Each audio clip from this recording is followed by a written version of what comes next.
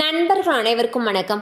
இன்னைக்கு நம்ம இந்த வீடியோல ரேஷன் அட்டைதாரர்களுக்கு மிக முக்கிய சூப்பரான அறிவிப்பு வெளியாகி இருக்கு. ஸோ அதை பத்தி தான் இப்போ நம்ம பார்க்க போறோம்.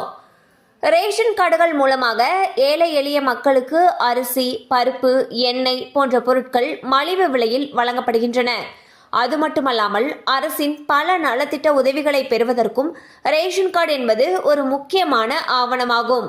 இந்நிலையில் ரேஷன் கடைகளில் 20 கிலோ அரிசி வழங்கப்படும் நிலையில் தற்பொழுது அரசு ஒரு முக்கியமான அறிவிப்பை வெளியிட்டுள்ளது. அதாவது சமீபத்தில் மத்திய அரசு தமிழகத்திற்கு வழங்கப்படும் கோதுமையுடைய அளவை உயர்த்தியது.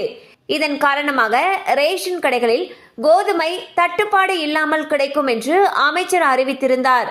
இந்நிலையில் தற்பொழுது அரிசிக்கு பதிலாக கோதுமையை இலவசமாக ரேஷன் கடைகளில் பெற்றுக்கொள்ளலாம் என்று அறிவிக்கப்பட்டுள்ளது.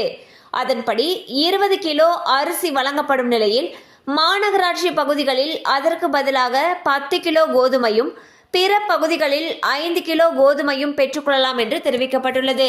ஸோ பாத்தீங்கன்னா தமிழக அரசு ஒரு சூப்பரான அப்டேட் ஒன்று அறிவிச்சிருக்காங்க. அதில் என்ன சொல்லியிருக்காங்கன்னா, மத்திய அரசு வழங்கக்கூடிய கோதுமையுடைய அளவு அதிக அளவு உயர்த்தியிருக்காங்க. இதன் காரணமாக தமிழகத்தில் கோதுமை தட்டுப்பாடு இல்லாமல் இருக்குன்னு சொல்லியிருக்காங்க.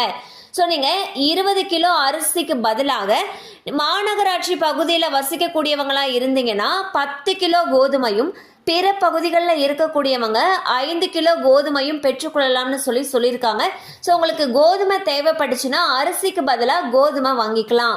கண்டிப்பாக அந்த அப்டேட் உங்களுக்கு பயனுள்ளதாக இருந்திருக்கும் நம்புகிறோம். மேலும் இது போல் அப்டேட்ஸ் உங்களை உடனே ரீச் ஆகணும்னு நினச்சிங்கன்னா நம்ம சேனலோட தொடர்ந்து இணைந்திருங்கள். தேங்க்யூ ஃபார் வாட்சிங்.